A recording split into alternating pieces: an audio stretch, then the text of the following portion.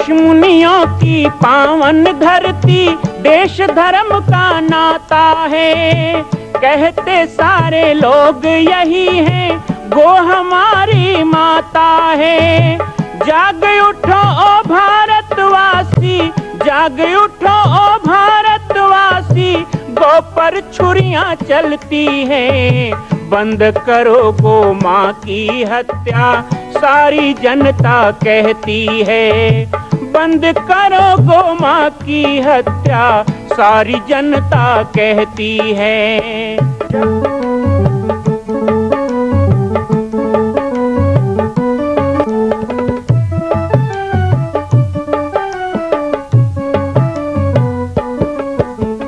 जगह जगह पर बूचड़ खाना, लाखों गौएं कटती हैं।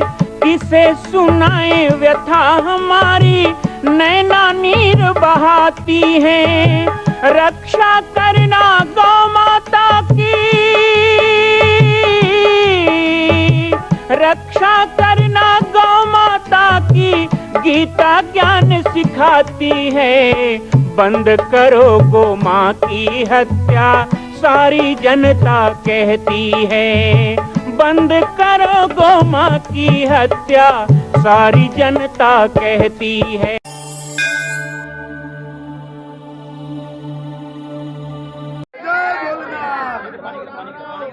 जय भोलेनाथ, जय भोलेनाथ। रामचंद्र भगवान की जय। जय श्री राम, जय श्री राम, जय जय श्री राम, जय श्री राम, जय श्री राम, जय श्री राम, जय श्री राम, जय श्री राम।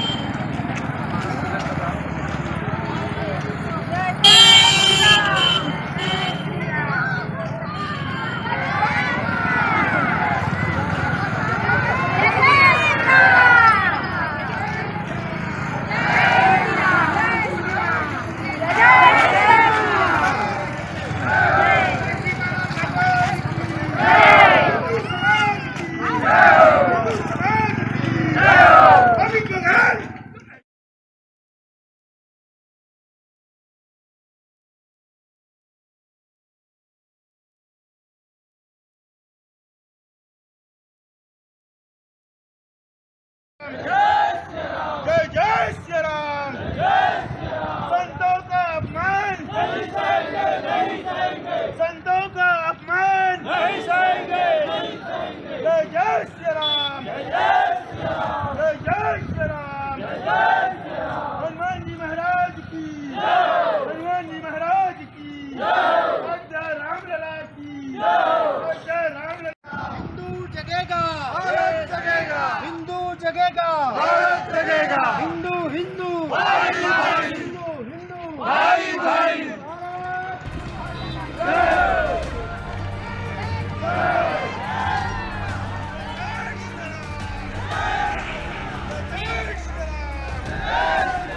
जय श्री राम, जय श्री राम। हम करेंगे, हम करेंगे, धर्म की रक्षा कौन करेगा? हम करेंगे, हम करेंगे। हिंदू हिंदू भाई भाई, हिंदू हिंदू भाई भाई, हिंदू भाई भाई। भारत माता की जय, भारत माता की जय।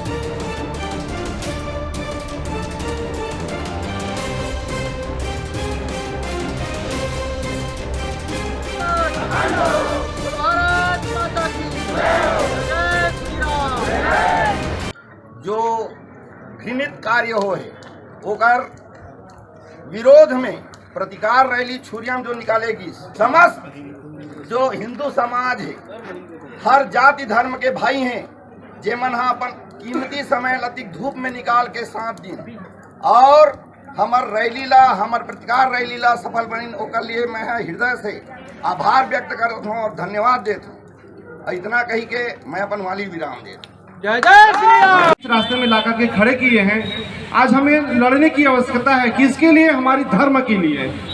और किसको हराना है और किसको लड़ करके इस आतताइयों को भगाना है, तो वो अधर्म ही है जो हमारी सामाजिक संगठन, हमारी हिंदू धर्म को आस्था को चोट पहुंचा करके सनातन हिंदू धर्म को तोड़ने का प्रयास कर रहे हैं। आज बहुत सुंदर हिंदू धर्म सभी धर्म से आए हुए, आज एक बार और बताना चाहेंगे, आज हम किसी का तिरस्कार या हम किसी का प्रतिकार नहीं करेंगे।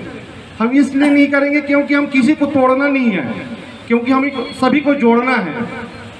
और जो जोड़ता है वही संत है, जो हमारे गुरुदेव ने हमें जो बताया है। क्योंकि संत सभी के संत हैं, कोई एक परिवार, एक समाज या कोई अलग अलग परिवार के लिए संत नहीं हुए हैं। सभी का संत, सभी समाज का संत है और गुरुदेव का आशीर्वाद सभी को मिलता रहे। तो नहीं गए हूँ, मगर मोला आज ऐसे लगा थे कि मैं पाटेश्वर धाम में ही आके ही आज आप मन के सब बुझन के सामने में खड़े हूँ, तो पाटेश्वर धाम में यहाँ पहुँच गई हूँ।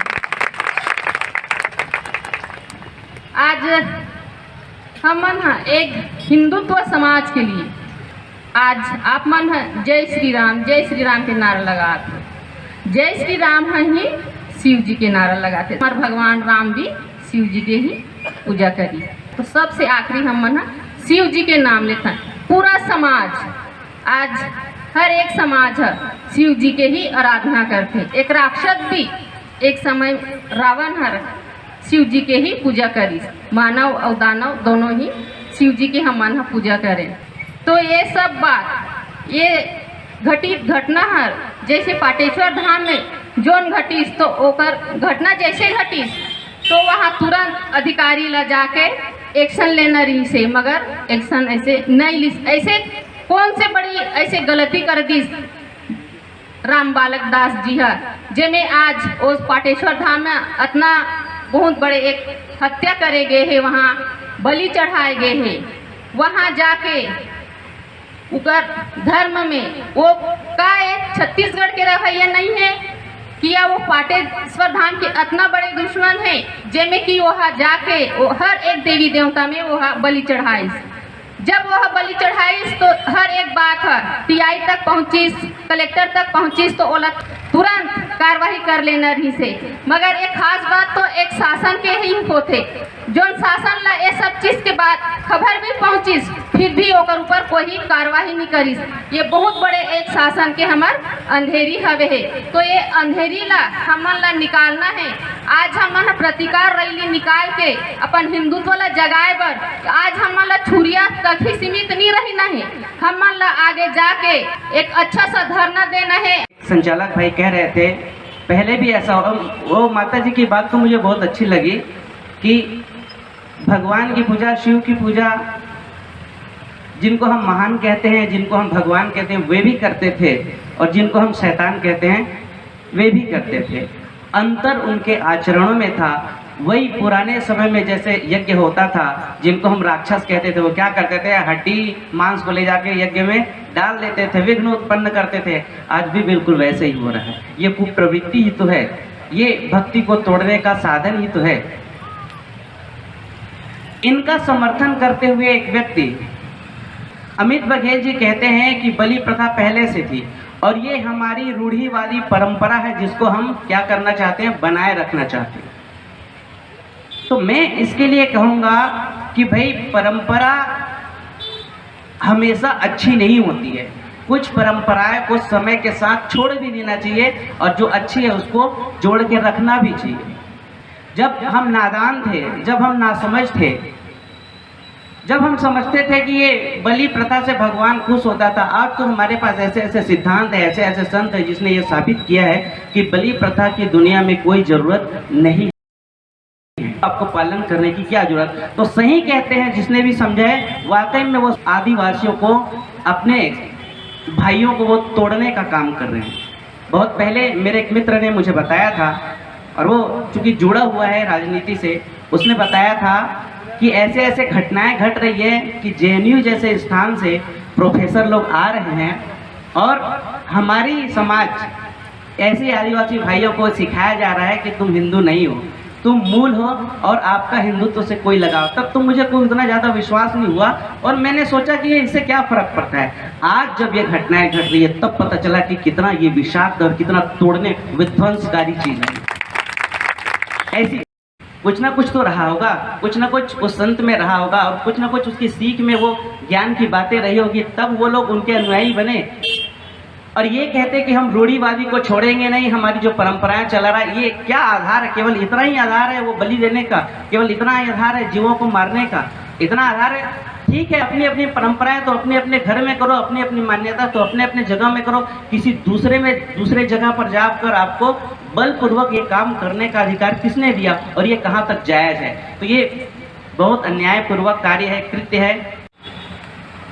अमित बघेल जी जब ये कहते हैं कि हम किसी संत को नहीं मानते, उनका एक उद्बोधन स्पीच मैंने देखा है, हम किसी साधु को नहीं मानते, देख लिया साधु ऐसे ऐसे जेल में जा रहे हैं, यहाँ जा रहे हैं, वहाँ जा रहे हैं। भाई जो तुम्हारी हालत बिल्कुल उस मक्खी की जैसे है, मक्खी के जैसे जो पूरे शरीर में स्वस्थ जगह को छोड़कर क्या खोजता है? केवल घाव खोजता है, घाव। ऐसे तुम फुटान साधुओं को तुमने देख लिया और लोगों को तुम बरगलाने लग गए हो कि साधु वाधु कुछ नहीं होते। संत तो रचनात्मक काम करते हैं, संत जोड़ने वाले होते हैं, बल्कि तुम तोड़ने में लगे हो और ये तुम्हारा शब्द ही ऐसा है जो पूरा तोड़ने वाला है, विध्वंसकारी है।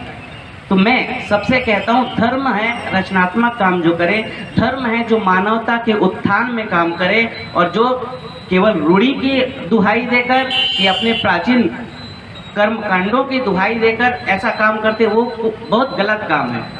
न्यूज़ के एंकर ने तरुण सागर जी से ये बात पूछी थी, उनने पूछे थे कि आप लोग कपड़े क्यों नहीं पहनते, केवल एक लंगोट ही रख सकते हैं, उसमें क्या आपत्ति है? तो उनका जवाब था कि हमको किसी का आश्रय लेना ना पड़े, सहारा लेना ना पड़े, एक कपड़े के लिए भी किसी के ऊपर आश्रित होना ना पड़े, इसलिए हम खुले बदन रहते हैं, और कोई बात नहीं है। और इसका ये अर्थ नहीं कि वो आपके धर्म को भ्रष्ट कर रहे हैं, आपके मानवता को या आपके अधिकारों का हनन कर रहे हैं, ऐसी तो कोई बात नहीं है। तो फिर आपको जैन साधुओं के खुले बदन रहने से आपत्ति क्या है?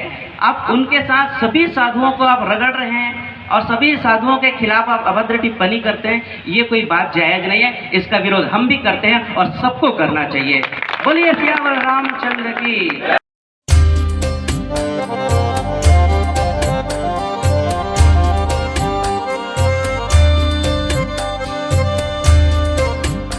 मां कौशल्या की पावन जन्मभूमि छत्तीसगढ़ प्रांत में बालोद जिला में स्थित है श्री सर्वसिद्ध शक्तिपीठ जामड़ी पाटेश्वर धाम। परम पूज्य सद्गुरुदेव राजयोगी बाबा जी की तपस्थली श्री पाटेश्वर धाम और विश्व के अद्वितीय मां कौशल्या जन्मभूमि मंदिर निर्माण का दर्शन करने और इसी प्रकार समसामयिक विषयों पर अपना ज्ञान वर्धन करने के लिए और 10,000 गायों के लिए बनने वाले श्री हनुमान नंदीशाला गो अभ्यारण्य का समाचार प्राप्त करने के लिए आप सभी देखते रहें YouTube चैनल पर राम बालक दास, और हमारे चैनल को आप सभी सब्सक्राइब करें, घंटी का बटन दबाएं ताकि आप सूचनाओं से जुड़े रह सकें। जय श्री राम, जय गौ माता, जय गोपाल।